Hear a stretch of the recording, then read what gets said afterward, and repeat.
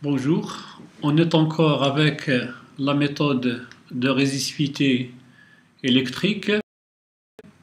Après avoir introduit les méthodes électriques actives et passives dans la vidéo précédente et un aperçu historique sur leurs utilisations prospection jeux physique, dans cette vidéo, on va présenter les notions de base de l'électricité et puis attaquer notre premier modèle de subsurface homogène isotrope.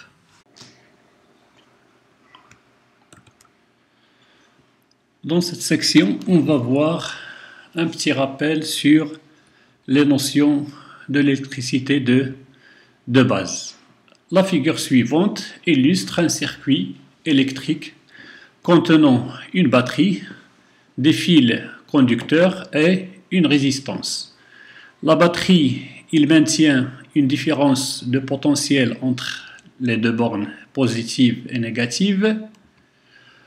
On définit le flux de courant comme le mouvement des particules ou bien des charges positives. Pour réaliser ce flux, la batterie doit déplacer les charges positives d'un faible potentiel à la borne négative vers un potentiel élevé à la borne positive. Ce travail effectué nécessite une force appliquée connue comme force électromotrice EMF et son unité est le volt. Une batterie maintient une différence de potentiel V entre ses terminaux.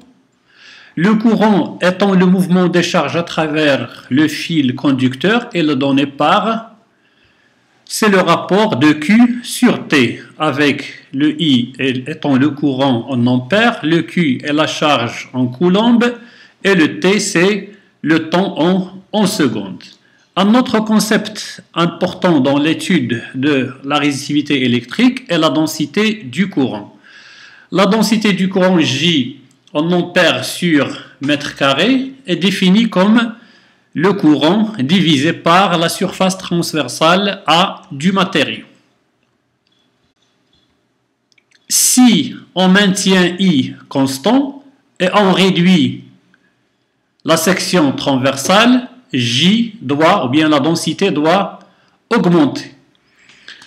On sait que le cuivre est là une très faible résistance alors que le caoutchouc présente une résistance extrêmement élevée.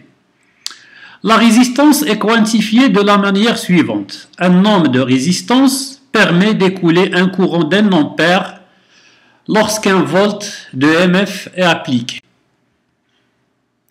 La loi d'Ohm stipule que le courant I est proportionnel à la tension, la différence de potentiel V, et inversement proportionnel à la résistance. I égale V sur R. Comme on peut s'attendre à ce que différents matériaux géologiques aient différentes résistances, il pourrait sembler assez simple de mesurer I et V et déduire ainsi R et déterminer le matériau dans la subsurface. Une complication immédiate est que la résistance dépend non seulement du matériau, mais aussi de ses dimensions. Les résistances dépendent de la longueur L et de la section transversale A, et également de la résistivité ρ du matériau. Ρ, c'est la résistance multipliée par la section transversale divisée par la longueur. La conductance étant l'inverse de la résistance et la conductivité est l'inverse de la résistivité. Le cuivre a une résistivité de 1,7 10 à la puissance moins 8 en mètres. Elle a une faible résistivité. Quelle est la résistance de 20 mètres de fil de cuivre avec un rayon de section transversale de 5 mm? Le quartz a une résistivité assez élevée, 10 à la puissance 16 en mètres. Quelle est la résistance d'un fil de quartz de même dimension? On rappelle que la section transversale étant pi fois le rayon au carré. Alors, essayez de faire ce petit exercice sur MATLAB. Je rappelle que la méthode de résistivité électrique consiste à appliquer ou bien injecter du courant et mesurer la différence de potentiel. Alors, on va commencer par une subsurface ou bien un milieu homogène isotrope. On va supposer que ce milieu il est de résistivité uniforme ρ, il est connu. On va appliquer un courant I à une source ponctuelle en C1 et on va placer la deuxième électrode à l'infini. On s'intéresse à calculer le potentiel en un point P1 par exemple distant de D de C1. Le P1 peut être là, là, ici, on connaît la distance. Alors, il est donné par le potentiel égal. Alors, oublions ces intégrales. I, l'intensité du courant qui est donnée. Ρ, on le sait, on le connaît, sur 2π fois la distance. Alors, le V égale I fois ρ sur 2π d. Si on a ces paramètres, on peut calculer le potentiel. Cette équation 5,7 est une équation fondamentale dans la prospection électrique. Maintenant, on se pose la question comment elles sont les surfaces équipotentielles. Ça veut dire quand est-ce que le V est constant. Alors, comme on l'avait dit, le I elle est connu, le ρ, la résistivité elle est connue. Alors, quand est-ce que celle-là est constante? Lorsque D est constant. Lorsque D est constant, alors qu'est-ce qu'on aura? On aura une hémisphère ou bien une demi-sphère. Alors, le V elle est constant, ou bien les surfaces équipotentielles vont être des hémisphères ou bien des demi-sphères. Alors maintenant, on connaît les surfaces équipotentielles et on sait que le courant ou bien le flux du courant elle est perpendiculaire à ces surfaces équipotentielles. Donc, les lignes de courant, bien le flux du courant sera comme des petits rayons parce qu'il sera perpendiculaire à ces hémisphères.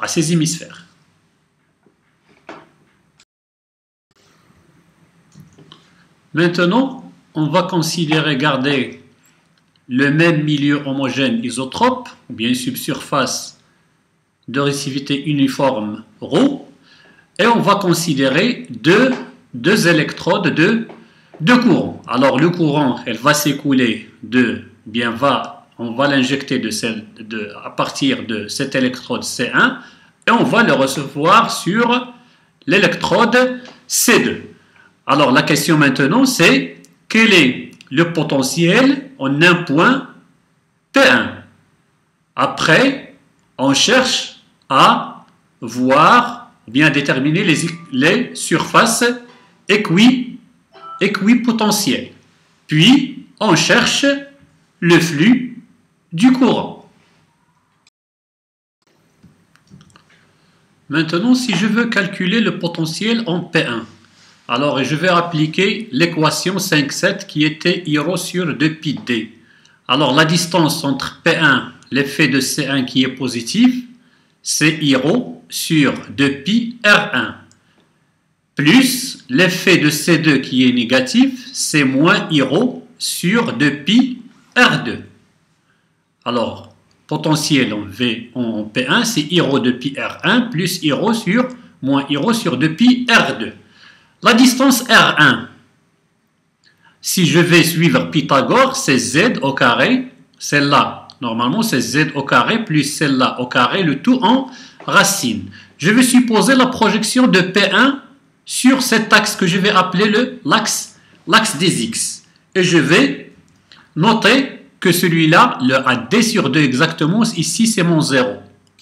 Alors je vais faire cette projection, c'est X. Alors pour R1 au carré, c'est quoi? C'est Z au carré, plus combien? Plus cette distance au carré. Cette distance c'est quoi? C'est D sur 2, plus combien?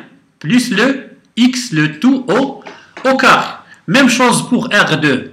Alors R2 c'est Z au carré, plus D sur 2, moins X. Alors et cette équation sera comme suit, D sur 2 au carré plus X au carré, le tout au carré, plus Z2, le tout en racine, moins cette valeur, moins I rho sur 2 pi R2, on a factorisé par I rho. Alors maintenant, on veut donner un exemple. On va considérer ce modèle de subsurface. Alors la résistivité rho est de 50 en mètres. Le courant, le I égale 1 ampère. Le D, l'écartement entre les deux électrodes, D, c'est 10 mètres. On va supposer l'incrément de X, c'est 1 mètre. Alors l'origine, ça devrait être ici, à mi-distance entre C1 et C2, ça c'est 0. Alors C2, ça devrait être 5 mètres. C1, ça devrait être moins 5. Et l'incrément, c'est ça, moins 4, moins 3, moins 2, moins 1, 1 mètre, 2 mètres, 3 mètres, 4 mètres et 5 mètres. Le Z, l'incrément, c'est aussi 1 mètre. Alors, je vais supposer ça, c'est 0, 1, 2, et ainsi de suite. Alors, si je suppose, par exemple, un point qui est situé là. Alors, je vais donner, par exemple, ce point-là. Il est là. P, il est là. Alors, le Z égale combien? Z égale 1, très bien. Et le X égale combien? 1, 2, 3 et 4. Alors je vais remplacer ici le I, c'est 1 ampère, le rho c'est 50 en mètres, D sur 2 c'est 5, le X, pardon, c'est combien? C'est 4, le Z c'est 1, D sur 2 c'est 5, X c'est 4 et le Z c'est 1. Alors, je peux calculer le potentiel en ce point. Imaginons que j'ai plusieurs points. Et chaque point, j'ai sa profondeur Z et j'ai son X sur l'axe. Alors, je peux calculer facilement le potentiel. Alors, on va venir avec ce tableau. Alors, on avait dit le X, il est 0 ici. 1, 2, 3, 4, 5, ici ça devrait être le C1, moins 1, moins 2, moins 3, moins 4, ici ça devrait être le C1 ici, le C2 et C2 là. Alors, pour un point, pour celui-là par exemple, alors le X c'est moins 4 et le Z c'est 8. Alors à cet instant, je peux calculer facilement le potentiel. Alors, qu'est-ce qu'on remarque sur ce tableau? La première des choses, tous les points sur cet axe, quoi qu'il en soit la profondeur, le potentiel, il est nul. Quoi d'autre? Deuxième point, si je remarque quelque chose ici, il y a une certaine antisymétrie. Très bien. Et le potentiel, qu'est-ce qu'il fait avec la profondeur? Vous voyez les valeurs, comment ils sont? Ils vont ils sont décroissantes. Un autre point, ici, moins 5 et moins 5 en C1 et C2, on a des dièses, ça veut dire on ne peut pas calculer le potentiel. L'équation, si vous suivez l'équation, vous allez trouver que D sur 2 moins X, ou bien D sur 2 plus X, ça va donner 0. Alors, en C1 et C2, l'équation de VP1, elle est indéfinie. Alors, si on trace les valeurs des potentiels du tableau dernier, on va trouver que les surfaces équipotentielles, ils sont à peu près des hémisphères. Peut-être, ce n'est pas exactement centré en C1 et C2. Et vous voyez bien sûr ici l'antisymétrie et le 0 sur à mi-distance entre C1 et C2. Alors, on sait que le flux ou bien les lignes de courant, elles sont perpendiculaires à ces surfaces d'équipotentiel, mais la question qui se pose, quelle est la distribution du courant en fonction de la profondeur?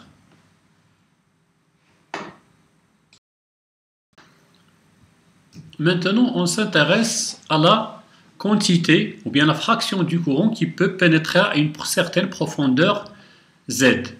Alors, le long d'un plan vertical à mi-chemin entre les deux électrodes de courant, la fraction du courant total IF pénétrant à une profondeur Z pour un espacement d'électrode D est donnée par cette formule. Alors, si on trace cette fonction IF en fonction de Z sur D, on va obtenir cette formule-là. Alors, le pourcentage du courant en fonction de Z sur D. Alors, qu'est-ce qu'on remarque? À une profondeur Z égale D sur 2, on a 50% du pourcentage de courant qui va arriver à cette profondeur. À une profondeur Z égale D, on a un pourcentage de 70%. Alors, qu'est-ce qu'on remarque? Plus la séparation des électrodes est grande, plus la profondeur à laquelle un pourcentage donné de courant pénètre. Une petite remarque, cette relation est valide pour une subsurface homogène isotrope. Une fois qu'on introduira une discontinuité ou bien une interface, on doit réexaminer la question de la distribution de courant. Alors maintenant, on peut combiner les figures 5.6, 5.7 pour produire les lignes de flux de courant illustrées dans la figure suivante. Alors, on a dit qu'ils sont perpendiculaires, mais maintenant on a ajouté le pourcentage en fonction de la profondeur. Alors, si vous remarquez ici, cette distance D est cette distance à laquelle on a un pourcentage de 70%.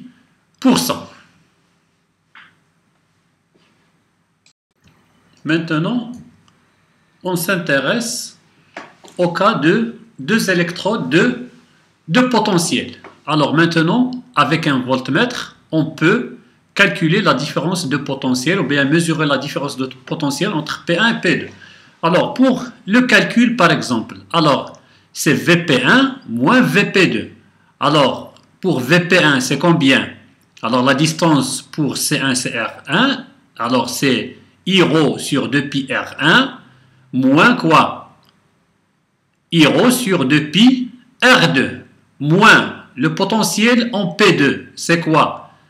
C'est I ρ sur 2pi R3 moins I ρ sur 2pi R4. Très bien. Alors delta V, ça va donner cette équation. Alors si je factorise par I ρ sur 2pi, qu'est-ce que j'aurai? I ρ sur 2pi, 1 sur R1, moins 1 sur R2, moins 1 sur R3, plus 1 sur R4. Maintenant, j'avais dit que sur le terrain, je suppose que j'ai mesuré ce potentiel, différence de potentiel à l'aide d'un voltmètre. Alors, qu'est-ce que je peux déduire? Très bien, je peux déduire maintenant la valeur de la résistivité qui est donnée de pi delta V sur I, 1 sur cette quantité en fonction des distances R1, R2, R3 et R4. Maintenant, on va donner un petit exemple pour rappeler ce qu'on a vu sur le tableau 5.1. On peut voir est-ce qu'on peut trouver la résistivité du tableau 5.1. Alors, on va supposer que le point P1 il est situé ici à combien? À 3 mètres. Et puis à 7 mètres, on avait dit que la distance entre C1 et C2 c'était 10 mètres. Alors, ça c'est 0. Le X de P1 c'est combien? Alors ça devrait être moins 2. Et le Z c'est 0. Alors, vous pouvez aller au tableau et lire le potentiel, c'est 1,52. Pour le point P2, le X c'est combien? Ça c'est 2 mètres, alors ça fait 3. Et le Z c'est 0. Alors vérifiez sur le tableau, est-ce que c'est moins 2,98? Alors si j'utilise ces informations, alors depuis delta V, 1,52 moins 2,98 ça fait 4. Le 1 sur R1 c'est 3. 1 sur R2 c'est 7. 1 sur R3 c'est 8. 1 sur R4 c'est 2. Alors j'applique ça et je calcule et je trouve 50 ohms pour la résistivité ρ. Est-ce que vous vous rappelez sur le tableau qu'on avait dit la résistivité c'est combien? 50. Très bien. Maintenant vous pouvez faire ce petit exercice et faire celui-là. P1 ici, alors ici c'est 0. Alors P1 X c'est 1 et le Z c'est 0. Celui-là ça devrait être, ça c'est 5. Celui-là, ça devrait être 4 et vous faites la même chose et vous pouvez faire appliquer 5, 15 et voir est-ce que vous pouvez obtenir la résistivité ρ égale 50 ohms.